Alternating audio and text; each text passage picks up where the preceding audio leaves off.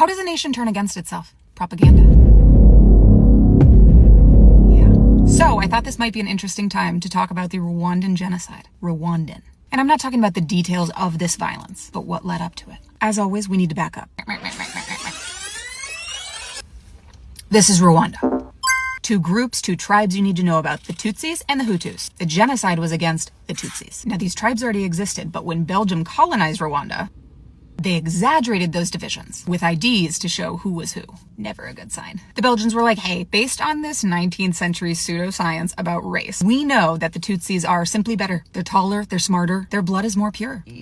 Another bad sign. They gave them preferential treatment in education, jobs, etc. Resentment builds. After Rwanda's independence, Belgium abruptly shifts its support to the Hutu majority.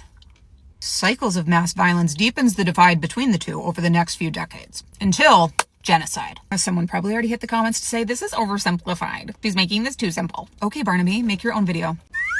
So 1990s, Rwanda is unstable, to put it lightly. The government is now led by the majority Hutu. A super fragile peace agreement tries to balance the power, but the extremists are like, yeah, right, no, the Tutsis are trying to take over. They're gonna wipe us out. So the propaganda of it all. In 1993, Hutu extremists launched RTLM, a super fun radio station, and it looked like a regular pop culture station. Music, jokes, call-ins, which made the hateful messages feel normal. Entertaining. People would call in and be like, haha, we should just kill all the Tutsis. And they'd be like, haha, we should. And this wasn't some random little station. This was funded and supported by government officials. If you're starting to tune out, don't, because we're getting to the really important stuff. The broadcasts constantly referred to Tutsis as cockroaches and snakes. Okay, sorry, I got a poorly timed phone call. The repetition dehumanized them. It made it easier for these people to see it as pest control rather than murder.